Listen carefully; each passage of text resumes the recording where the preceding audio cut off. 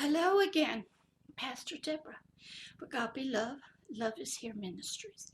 And this is series 2 of mental health and the forever person. In the first series, which had 7 episodes, we talked about a new math, called 1 plus 1 plus 1. This series, which is beginning today, and I'll have many different episodes in it, is entitled The 3 Realms. This is going to be a little introduction into these episodes that are coming. Oh my goodness, I got started a little bit early. People are still finding their seats. Okay, oh my goodness.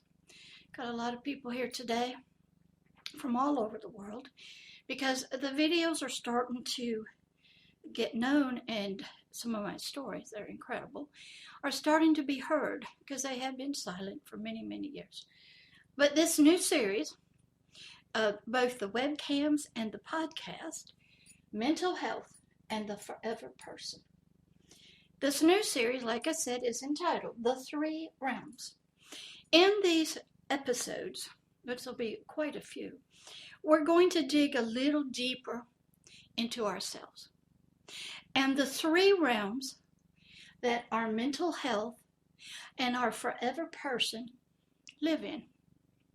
The first realm, which many of us are very aware of, is called the realm of the natural, the physical body, the temporary realm. The realm that we can see out here, and when you look at people, that's what we see. So that's going to be the first realm, and I'm going to break it up into several episodes to go through it and then talk about the professions that deal with mental health, some of the history of mental health, and some of the different terminology and definitions, because it's very real vital for you in your learning to understand terms and definitions. Most of us don't know what the people are talking to us, the doctors or our therapists in the mental health world. They sort of know. Not a lot of people have a lot of history of it. We're getting it in bits and pieces all over. A lot of wonderful sayings on LinkedIn, a lot of posts. A lot of people are trying so hard to encourage us and give us words and give us some life skills and life coaching to help us. But it's hard when you only have so many nanoseconds on LinkedIn for a post. Or you go to your therapist or your psychiatrist or your primary care physician, and they're under a lot of time pressure, and they got to sort of move us in and move us out. So we're going to talk about in the first set of episodes that area of the 3 realms. The second realm will be the realm of your soul, which, as I have taught you before, has a conscious awareness part and a subconscious part. And we'll talk about precepts and concepts and beliefs and thoughts and your mind and pictures and your 5 senses and how all of that is more intricately involved in your mental health. It should be pretty exciting if you've never studied it. Then the third realm is the realm of the spirit. It is the realm that the forever person lives in. Now, a lot of people know about it. I see them all the time in that realm. It's not a spooky realm, but some people make it very spooky, and it's very much with us here on planet Earth. It has good stuff and bad stuff in it. That is where a forever person lives. And I'm going to go into a little bit more detail about the forever person and how he is related to and how he is affected by, and how the world, the realm of the natural, the physical body, and the soul affect it. So that all 3 realms are involved in mental health. And they're all involved in the healing part of it. And so I wanted to just give you this introduction before I get started with episode 1, so you'll be aware of what's coming. There'll be lots of different episodes. You know me, I like to talk a lot. And I have a lot of people listening, and they're here with us now. And so I just wanted to let you know, welcome again to a new series of mental health and the forever person, the three realms. It will be up on the webcam, on YouTube, on the website, www.godbelovedishere.org. It will be put on the podcast of Mental Health and the Forever Person, which you can get to from the website. And I will also podcast it on out, and so you can listen to it wherever you are. And so this is real vital because the world and all of humanity are dealing with the mental health and the forever person. Those two realms are connected. They are on planet Earth. And we have so many issues, and everybody, every nation, every organization, the UN, every loving faith-based person, every loving faith-based, every religion, everybody's trying to solve these problems. So I'm trying to come in and just give you some basic information that when you're out there and you're trying to get healed or find a proper person to help you, that you'll have a little bit of information, that you can ask some intelligent questions. You can research all this out. A lot of it's on YouTube. It's out on the internet, Wikipedia. So you become an informed person so you can know how to find the healing that you need. And a little bit more about the mental health and the forever person. So this is the introduction to the new series of mental health and the forever person, the three realms. And they are, again, that's right, the natural realm, which includes the physical body, that is correct, and the mental, emotional realm, that is correct, that deals with the soul, it's conscious, and it's subconscious, and the realm of the spirit. Yay! That's right. So we're going to be going into those in more detail. I can't take you right there, jump you off and throw you into the deep end of the pool where I live most of the time, because it takes a lot of work to get there. You got to learn to swim. You got to learn to bob your head under the water, hold your breath, all kinds of things before you can get a lot of realizations of what's going on. But welcome. I hope to get this up today as quick as I can. I am multitasking. Tomorrow, which is Saturday and Sunday, I will be in 2 days of training on suicide prevention and support group for the community. One of the people that's learning how to help them, because suicide is in every place. It's even in the jails and the prisons. We just heard about a big case about that one right here in America. So is suicide real? Yes. Is it happening in every nation and every culture? Yes.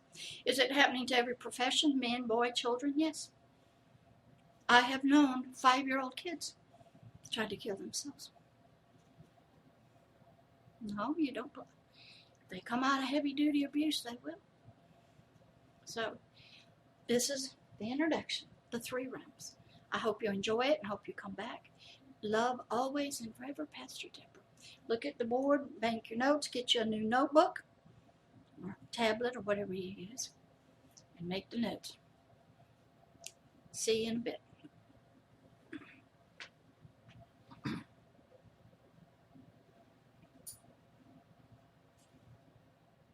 Hello again, Pastor Deborah, and this is another episode of Mental Health and the Forever Person.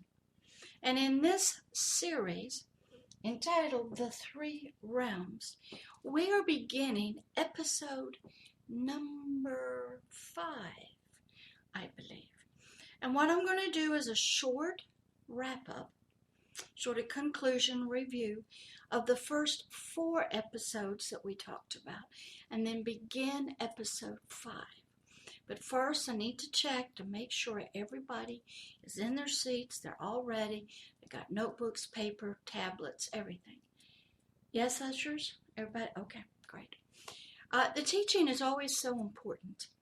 And when we are trying to understand things that we don't understand, we need a lot of notebook, paper, have our little thinking caps on. All right, so far in this series, the three realms.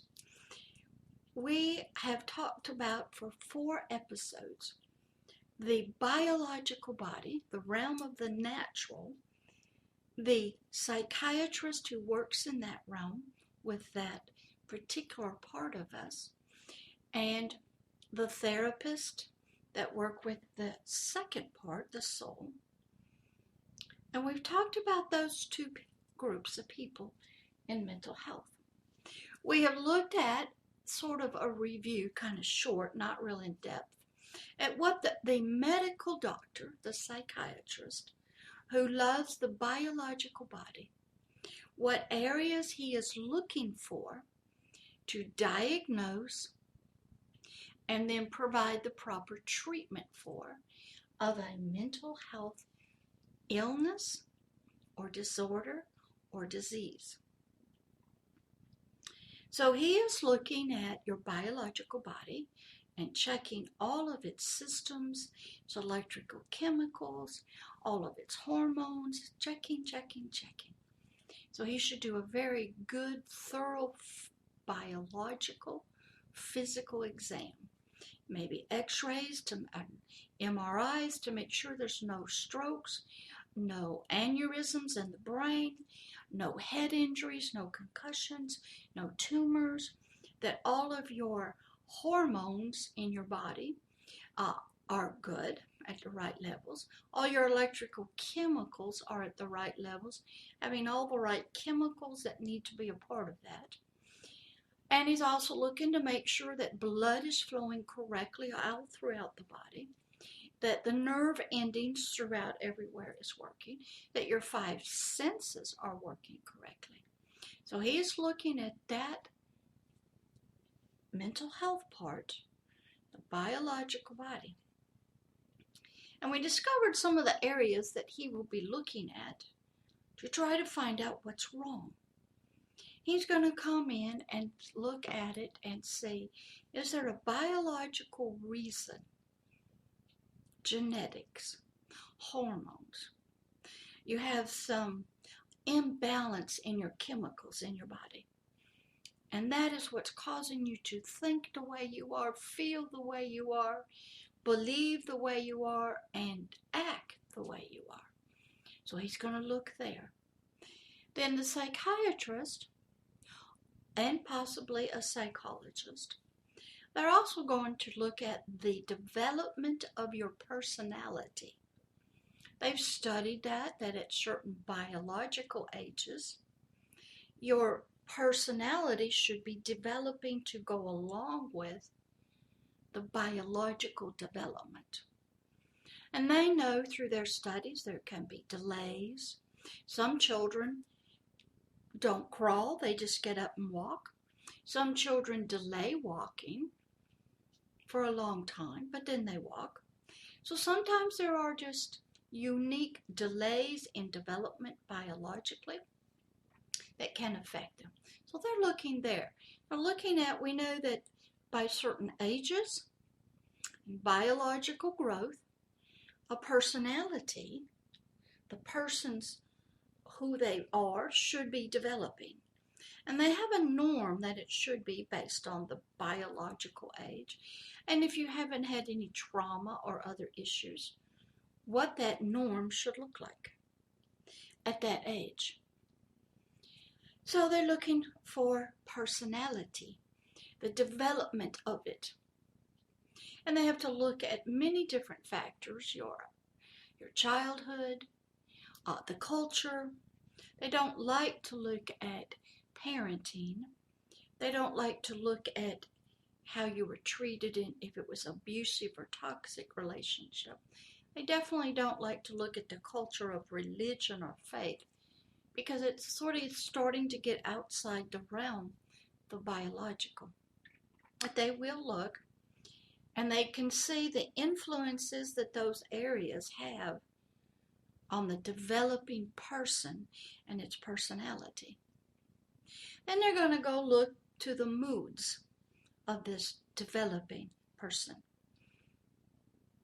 How there are normal moods, emotions that all of us have. But we don't get stuck in them. We don't swing real wildly.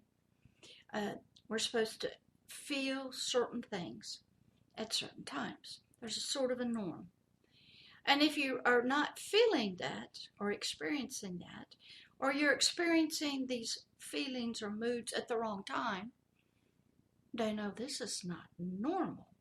There's something wrong here. So they go looking.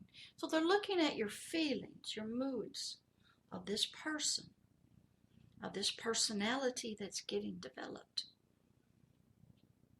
And they're seeing, are the right moods there? Are the right feelings there? Are you thinking correctly as that personality is being developed?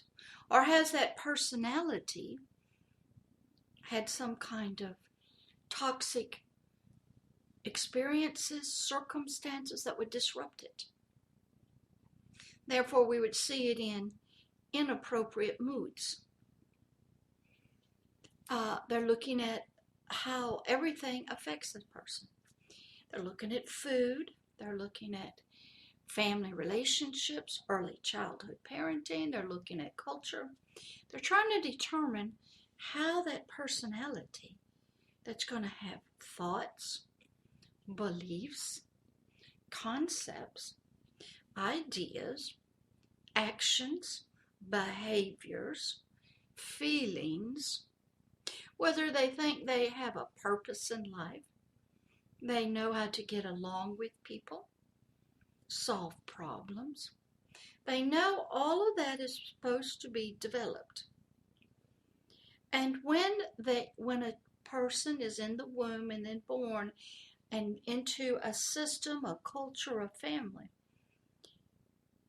the psychiatrists are believing that that personality inside of a person will be developed. And they will grow up and become a positive human being that can get along with people, not break the law, not hurt other people.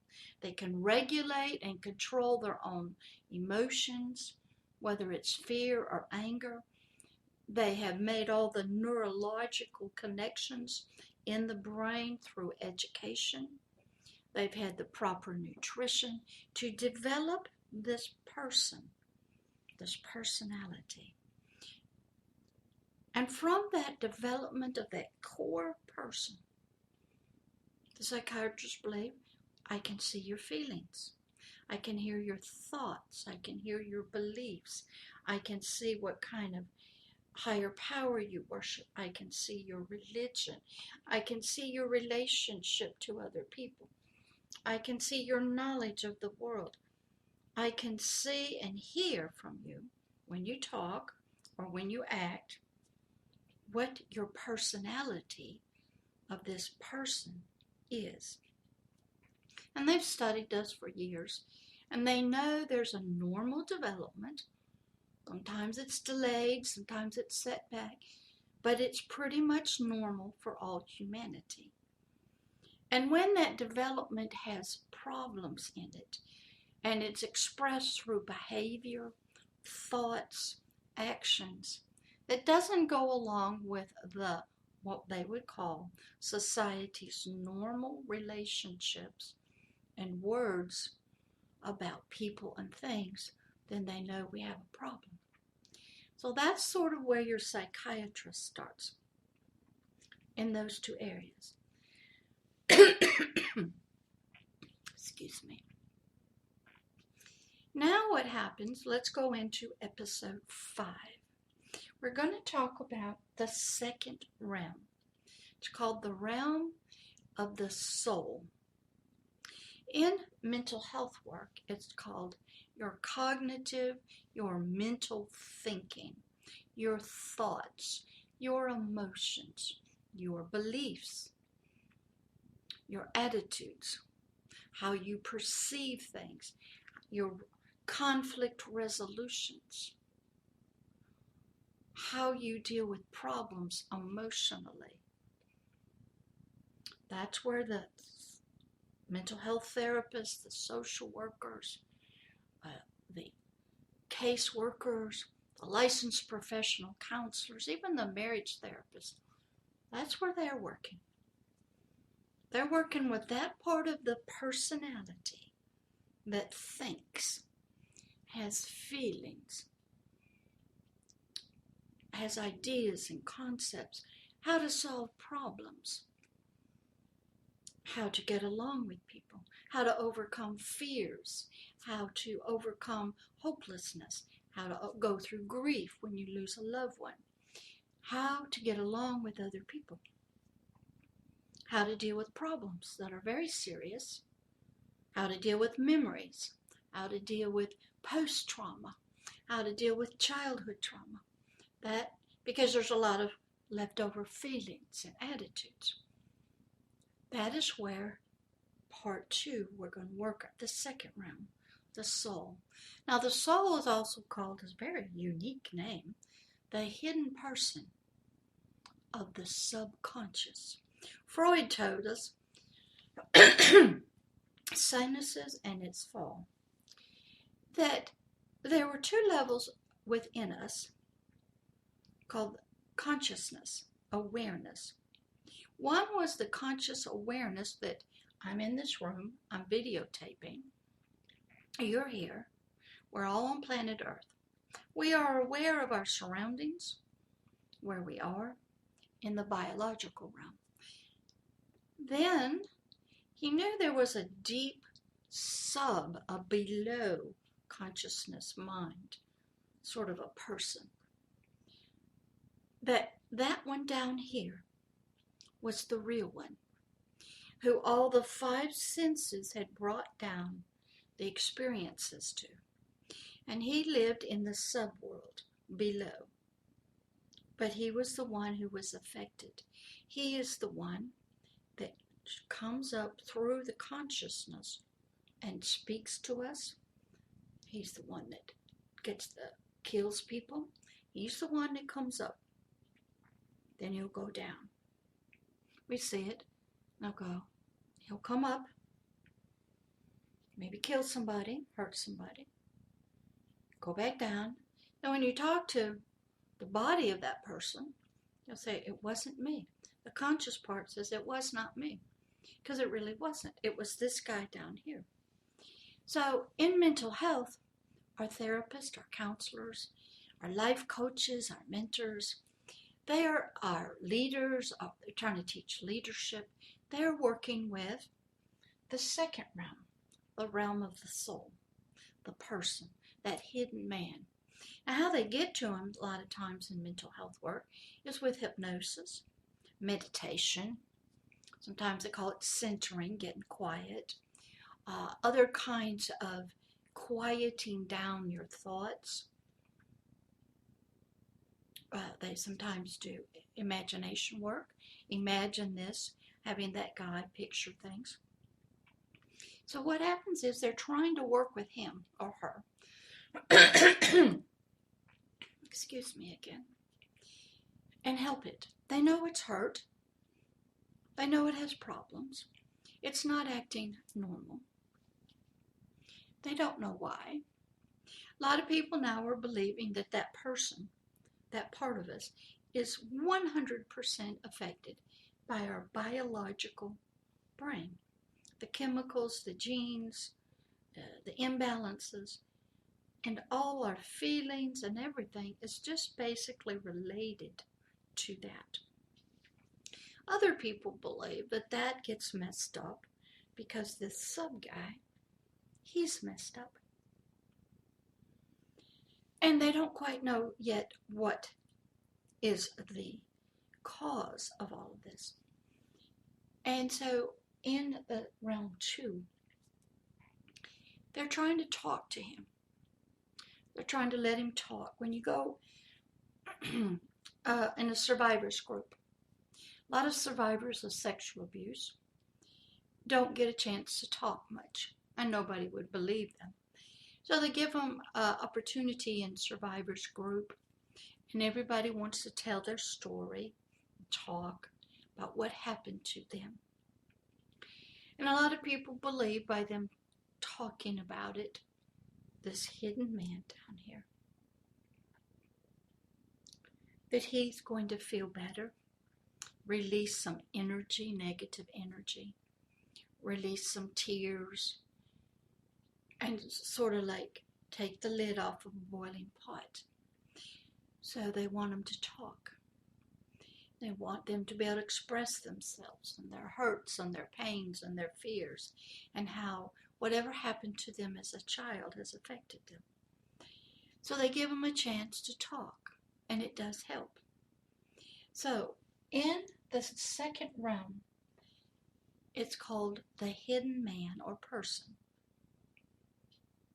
of the heart. Now, when a child is first conceived, the hidden man comes in. I want to ask you a few questions. What is he like?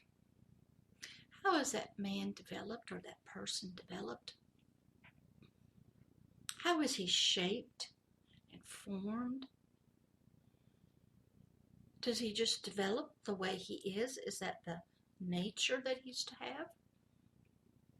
Does anything contribute to the shaping of it, the developing of it, feeding it, nurturing it? How come some people grow up and they seem very nice and normal, as whatever we decide normal is, and other people seem very hateful and hurt animals, and they do bad, wicked things, even as children? Was there a genetic problem there? Was there a glitch in this hidden person? How did that develop? How does a personality of this hidden man in the subconscious, how does it develop? What are all the factors that come into play to it? Does it come in out of the womb with a basic set of skills, nature, genetics, that that's just the way he was born? He was born that way. Nothing you can do about it. And that is his personality, or hers. Now, in the transgender community, which are some of my most precious, loving people, I love them dearly, they believe when they get born that there's a problem. They have a biological body of one of the genders of the sexes, but they don't feel like, and they're not comfortable, and they have no peace on the inside of their hidden man in that biological body. They think they got in the wrong body. Somehow they weren't matched up with the right body. This hidden man down here, he believes that he needs to be in a different body, that somehow he got put in the wrong body. This guy down here. And so they're trying to find peace between the body and its gender or sex and their feelings. And they're trying to come together in unity with their feelings and be a one total unified system, so that they can then go on in life, have relationships, work, go to school. But while this turmoil is going on inside of them that none of us can see, there's great anguish for this guy down here, loneliness, sadness, anger. All of his moods are weird, because he doesn't feel like he fits into the biological body that came with it.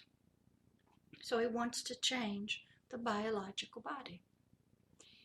So in that case, we have sort of a different way of looking at a person. A psychiatrist would say that the body is the dominating factor with its chemicals, with its hormones, with its genes, and it dominates, and through this, tells this hidden man how you're to be. This biological body and all of its systems determine the thoughts, the ideas, your peace with this guy. So a psychiatrist believes if we can get the biological body healthy, all of its chemistry in order, then this guy down here will have peace. So we'll give this guy's biological brain maybe electric shock treatment, get everything back in order, some medicine, a little bit of talk therapy, and then our system, our brain and chemicals and how the personality, they will be unified in one, working together. Now in the transgender, and in a lot of other, they put the person down here is sort of, hey, I am the one with all, I'm okay. It's just that this biological body is not mine. I don't belong in it. So I, down here, am the one that's going to make the changes to the biological body. Sort of a different role reversal from the psychiatrist. Now, in this second realm of the hidden person, this person, we're not quite sure. Is it an electrical chemical image of a person? Well, it has feelings. It has concepts of ideas and thoughts. It has beliefs. It has faith. It has religion. It learns. It goes to school. It has 5 senses coming into it, teaching it, being its tutors. This guy experiences the world up here through the 5 senses. So, are the 5 senses the mechanism for developing the personality? Are outside influences that are in the environment, in nature, are they what influence this personality, develop it, shape it, help it learn its concepts, its values, its purpose? This is what a lot of the debate is about a lot of times. Do we have to change this stuff up here that's coming into this guy? Or do we change this guy to accept what's coming in? A lot of people don't know what's going on. They don't know how to solve the problems. But in the second realm, he is a very unique individual. This person is always down here receiving from the 5 senses information digitally. He's experiencing through the nerves of pleasure or pain from the biological body. In the biological body, there's chemicals that will help the body and this hidden person to either be safe, flee from a fearful, dangerous situation. The body gets ready to carry itself with sugars and adrenaline. So these two are very connected, sort of married. They are one. What comes in gets filtered through. This guy receives. This guy will hear him, will observe him. He likes to talk a lot. We see him out on Facebook. We see him in posts. We see him on LinkedIn. He writes books and poetry and music. He interacts with everybody. And most of the time he's out. It's only when he does something that's not sort of accepted by society, or it runs into some issues with those who are in control of society, whether it's in religion or politics, he'll slide back down and he'll say, it wasn't me. I don't know what you're talking about. It wasn't me. And he'll protect himself. Now that goes back to a long story long ago. I think I've told this, I can't remember which day, about our early ancestors. Everybody knows, even in the Quran, they know about the Old Testament, of the Holy Book. And they've heard about a man named Adam. Adam was, most people believe, the first human. Adam actually means dark earth. And he got a helpmate that came out of his body. And he gave it a name and a description and a nature. And he called it, "You are my flesh and bone. That is what you'll be to me, a helpmate of flesh and bone." Now this helpmate is, you will learn in many other, was to be the soul of Adam, who was a spiritual being inside of dark earth. And what happened was, this helpmate also was a forever person. But it carried a womb, so it could bring in more children into the world to bring in more forever persons. Because this creator had decided we were going to have dirt and a forever person combined. So he needed both. He needed the dirt body, biological, the natural body, and he was going to put the forever person inside of it. And all this happened inside the womb. And when the baby came out, we have a dirt body, some clothes, with a forever person inside. Now that forever person lived in a different realm, the realm of the spirit, the realm of the unseen and eternal. The only way that this forever person right here could communicate, see the natural world he was living in, was through the soul that's right here, the helpmate. So from the outside this way came the natural experiences, the five senses, through the soul to the forever person. So we had a three-system human, and all three systems were to be helping the spirit, the forever person, so that they could live down here. And this was the system that was created. So this helpmate, this soul, was to be a servant, a helper, a helpmate to this person back here, the forever person. So the forever person could work through the physical body out here and do whatever he needed to do. And so communication, instructions would come from the forever person, who was connected to, at that time early on, with his father, and he would then translate that, not quite sure yet how, maybe through light, to the soul. Then the soul would translate that information to the biological body. So we had a three-part system. It was all supposed to be in unity and working together. But the highest part, sort of the king, the ruler of the system, was the spirit.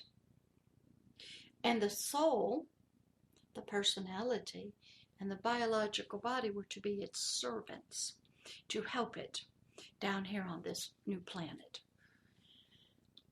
But that got all messed up, and the whole system got reversed when some creature decided to talk to the soul.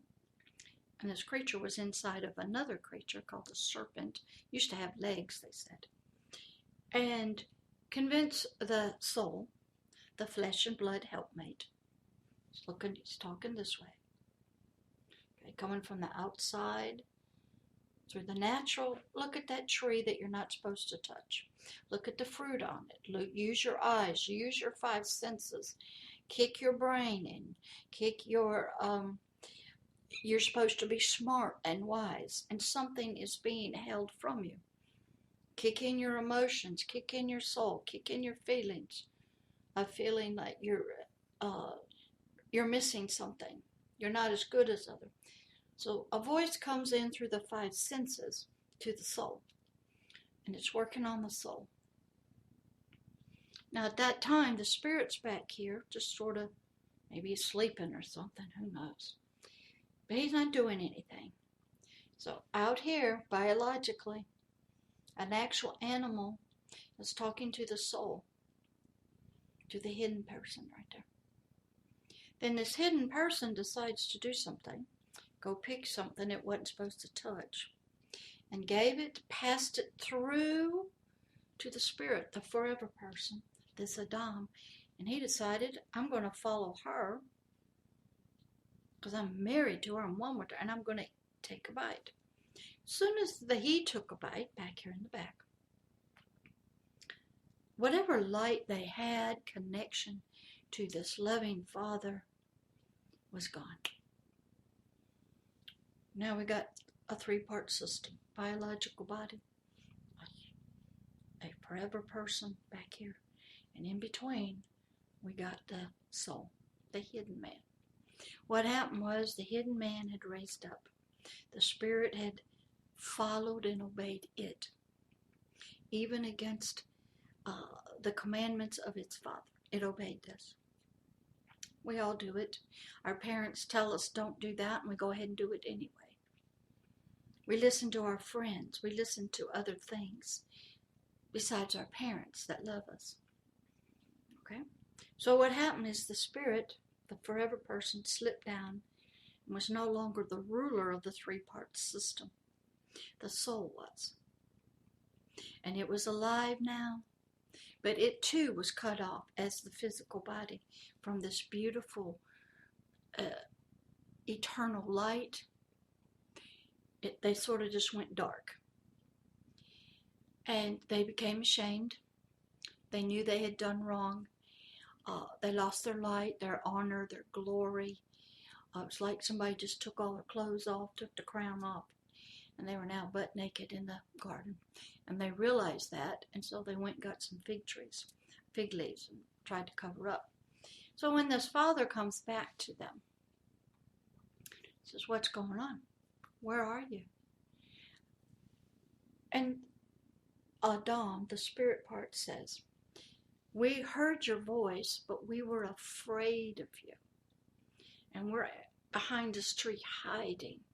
Now, they had never known fear before, never were afraid of this voice, never were afraid of it, but now they are. Because they knew they had done something they weren't supposed to. So he goes to the woman, the soul, the helpmate. What'd you do?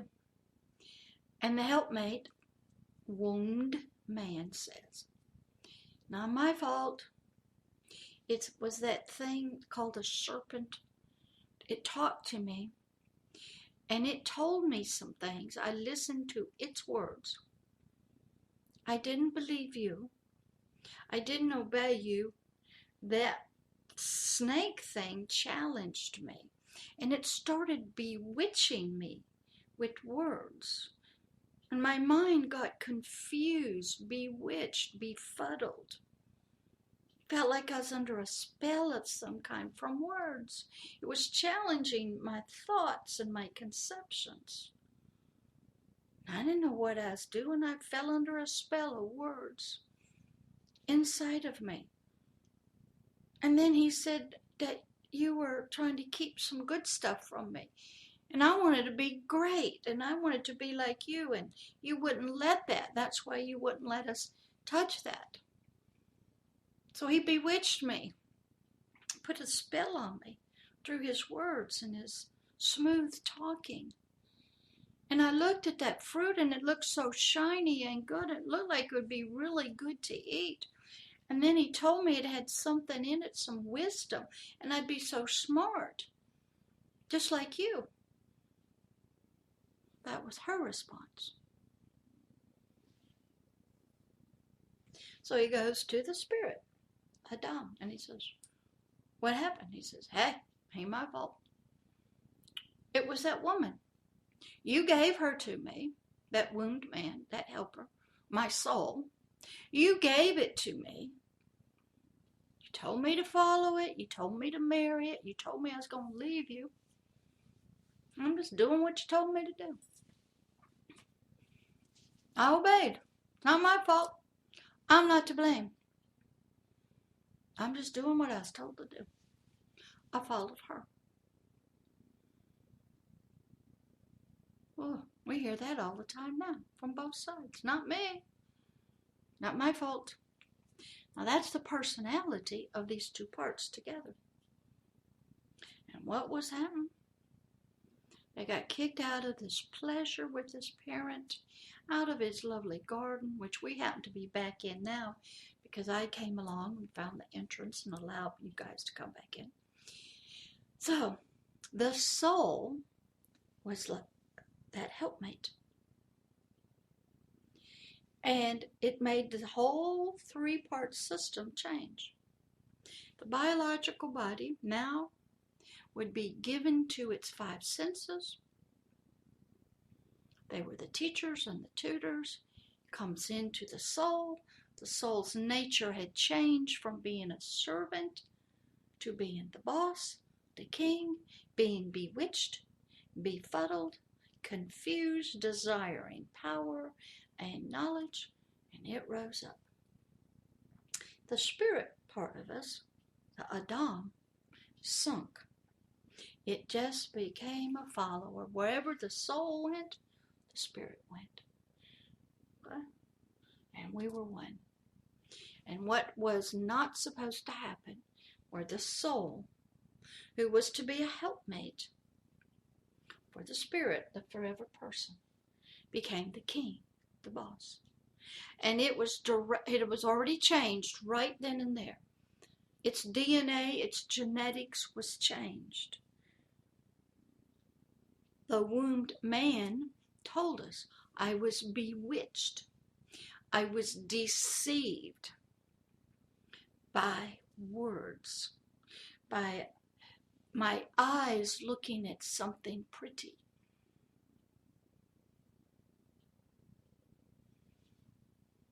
So the five senses are involved, the biological body is involved, the soul.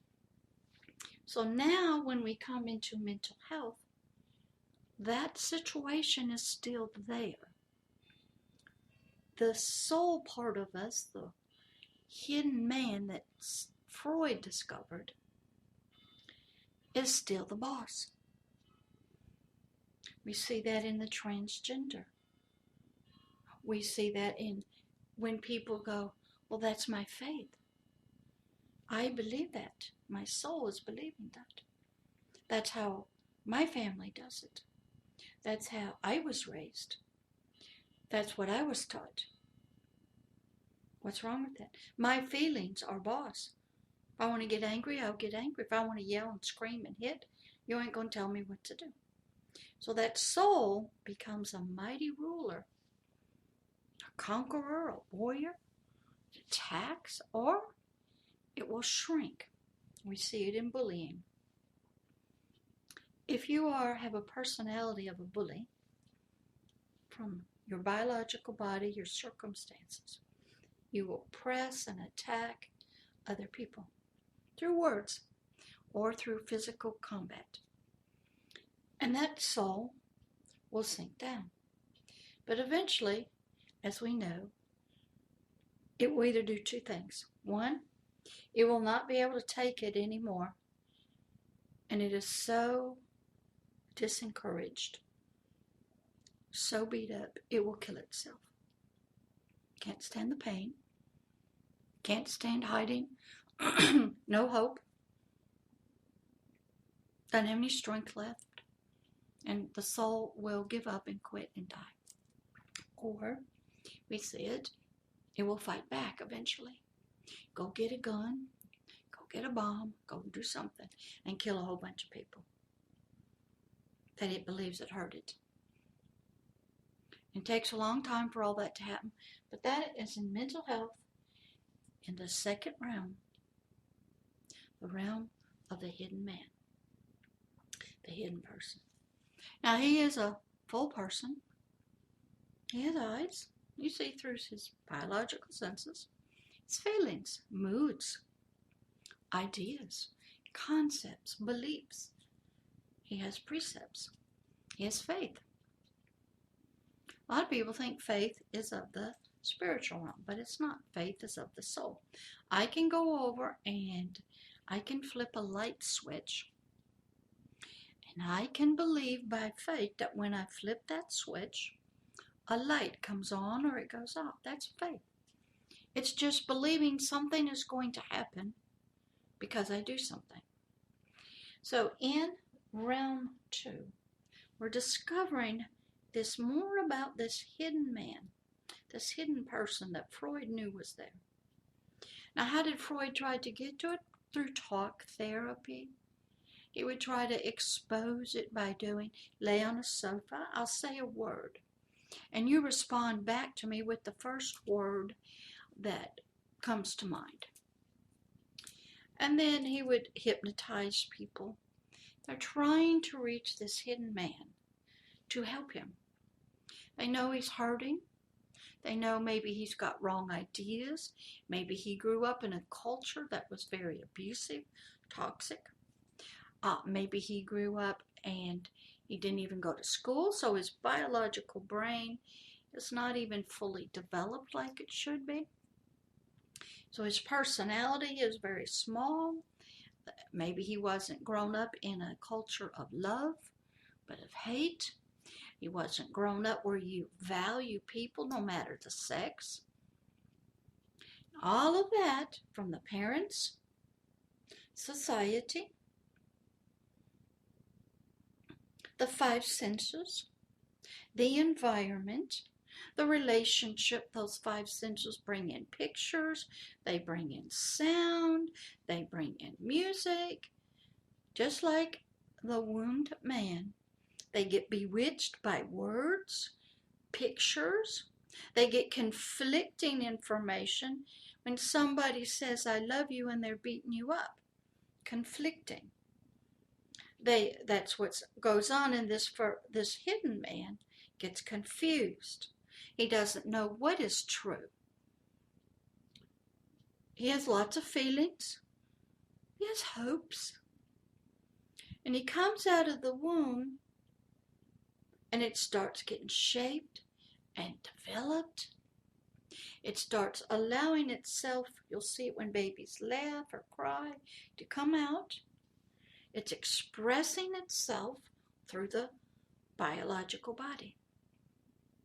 And depending on the people that are around that baby, how they react through the senses and the touch, what the baby's hearing, what the baby is listening to about everything, will determine, and it will get implanted in the soul into this hidden man. And over time, the personality, the moods, the beliefs, the thoughts, the range of emotions, how you control emotions, how you solve problems, your interaction with people, whether the world is a safe place or not. How do you get somewhere?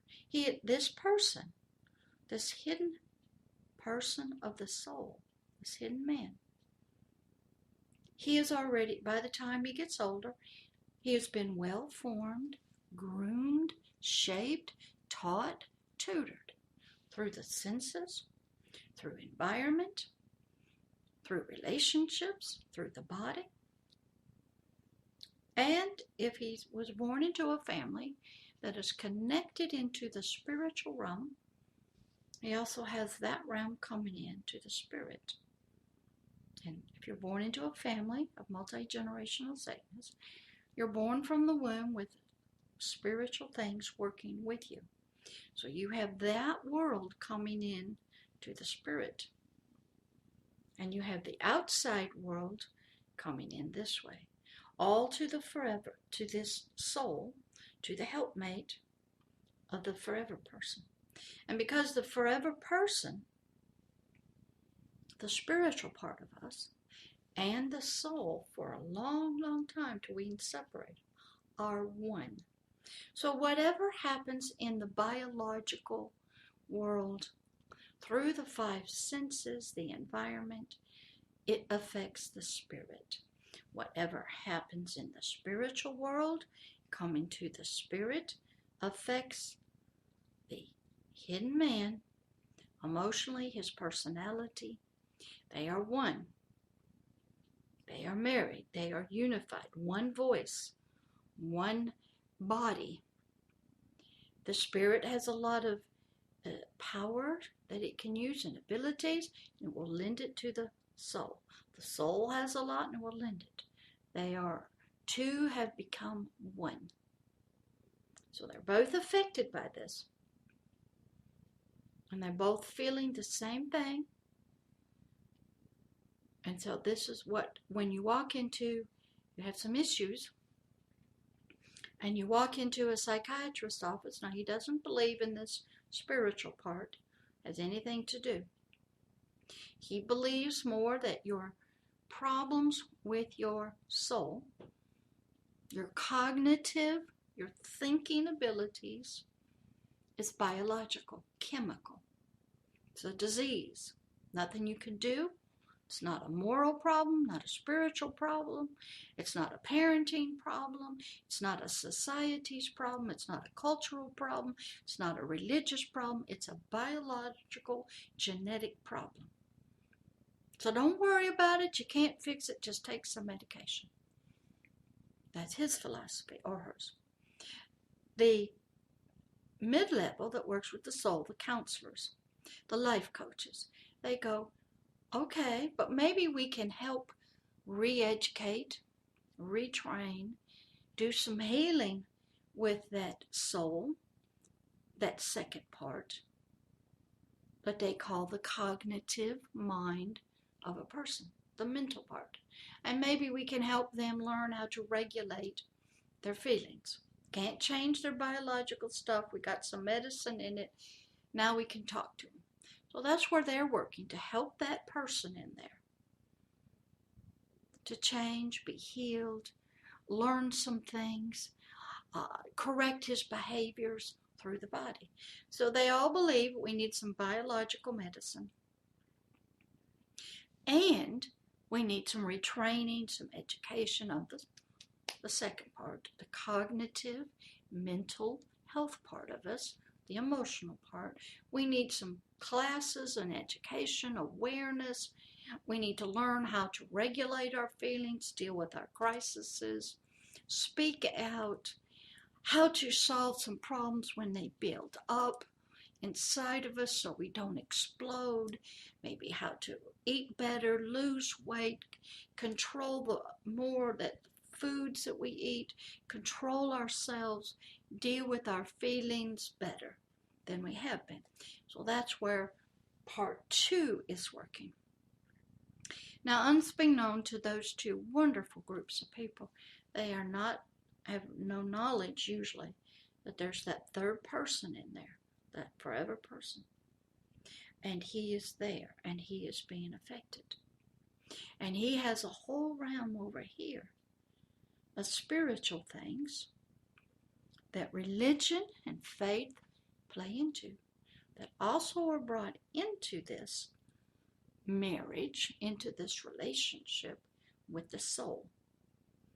And then the soul and the biological body are married. So we have two parts here, biological body and soul. We have the soul and the spirit here.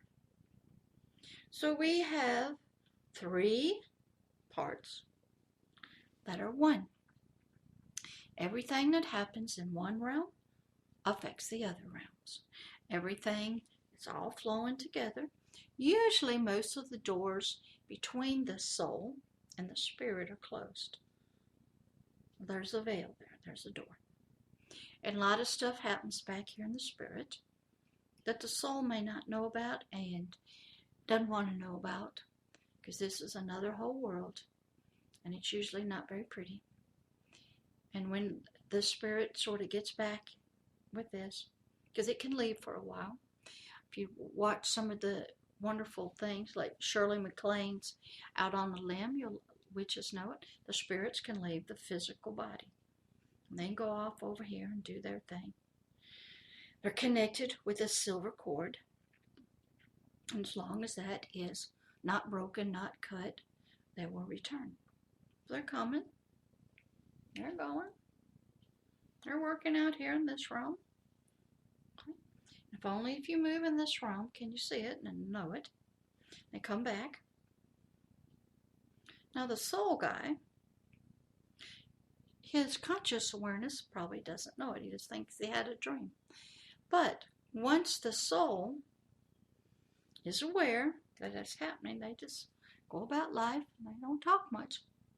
So I wanted to bring this little bit more in depth, this episode, about the second part of us, of the mental health and the forever person that we call the soul, the cognitive mind, our emotional person, our personality, who we believe we are, what the mental health world is trying to help and why, where they're working at, so that when you seek healing or you seek therapy, or you're trying to resolve some problem areas in your life, you know where they're working. And yet you also have knowledge of the other realms, because you want to be an informed client, patient. You want to know what's going on in your system and what professional, or maybe a life coach or a mentor or a teacher is working with, so that you'll have an idea of what they're trying to do. And you can cooperate with them and receive what they're doing. And you get changed and you get maybe healed. You learn some new things. And you learn how to regulate yourself so you don't get all in a lose it, so to speak, have a meltdown. So I hope you enjoyed. This is episode 5 of the series, The Three Realms, series 2. And it's more about, we did the quick review, and a little bit more about the cognitive part of us, of the person, the mental part. I'm going to try to go into more different areas about concepts, ideas, thoughts, and words. What are feelings? Why do we feel? Why are we supposed to feel? What are the purpose of feelings, emotions, moods? Because those are all helpful to us in understanding ourselves. So when we go to a doctor, a therapist, somebody, a helping profession, we'll at least be intelligent enough to know where they're working. They're trying to help us. They love us dearly. They are trying to solve problems that have occurred. The system is not working right. Something is out of disorder.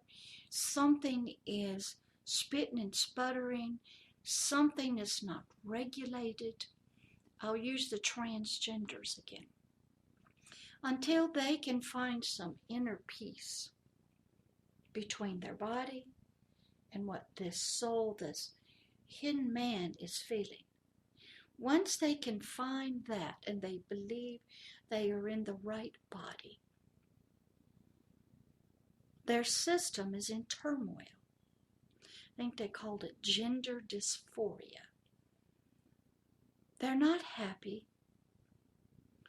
They believe that something happened. They don't know what.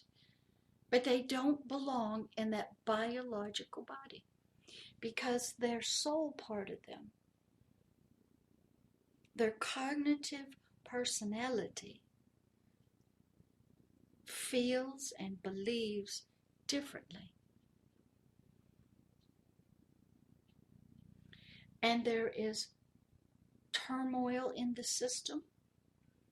There's unhappiness, depression, and they're trying with everything they can to feel at one, to feel unified, to have peace.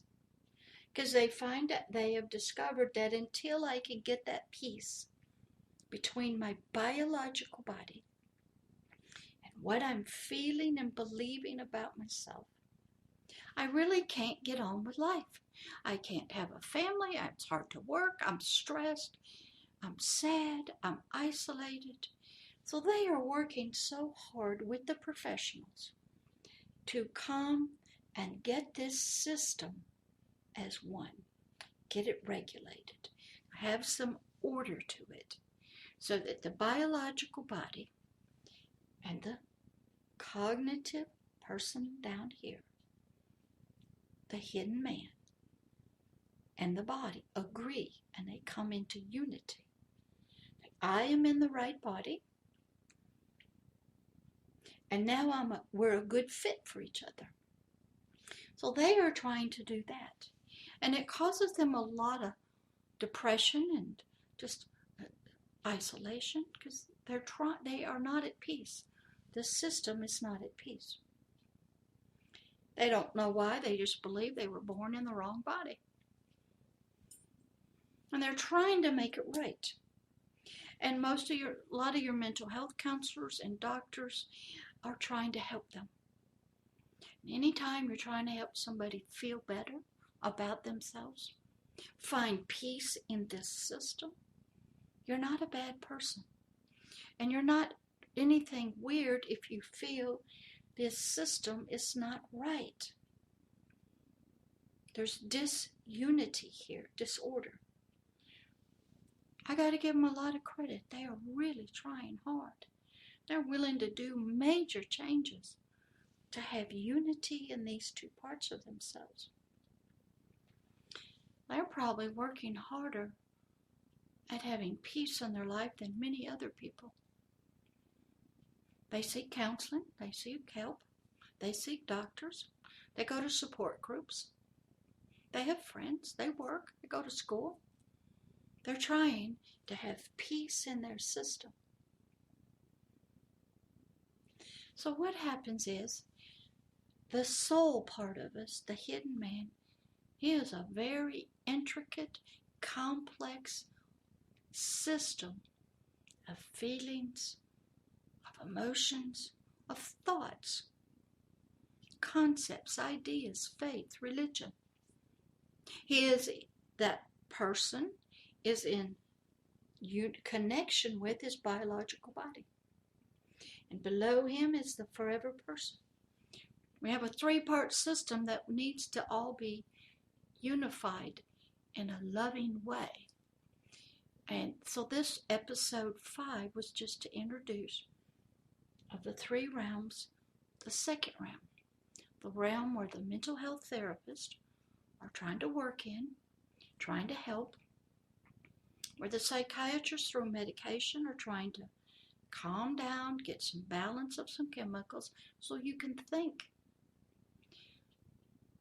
So you can look at your concepts and ideas, and you can deal with the situations that have occurred to you, and you can maybe forgive some people, get some of the bitterness out, the quote, negative energy out, and get on with life. So I hope that this teaching helps you a little bit, and you learn a little bit more about yourself and about other people, and that you continue on your journey of learning. Don't forget, go research all of this. Go ask your professionals that you're seeing questions. A lot of stuff out on Wikipedia, YouTube. Wonderful people trying to help. They are looking at everything that they know they can. They're trying to solve problems. Please be kind to them. A lot of them may not believe what you believe about what you believe. That's okay. Go find somebody that matches up with what you believe. Learn, grow, and let some healing come. Bless you. This is Pastor Deborah. This is Mental Health and the Forever Person, Series 2, The 3 Realms. And I hope you come back again. You can find this on the website of www.agapeloveishere.org. You can also find it on YouTube, the Hidden Kingdoms channel. I'll get this up on the podcast. So continue to learn about yourself, and it is an intricate and a complex system. And we need to look at each area of it and learn about ourselves. See you next time. Remember, everybody, pick up your litter, pick up your trash, look around, meet somebody, greet somebody, and come back again. Pastor Deborah. Love always and forever. Pastor Deborah. I'll keep the board up for a few minutes. You can look at it while I get everything shut down.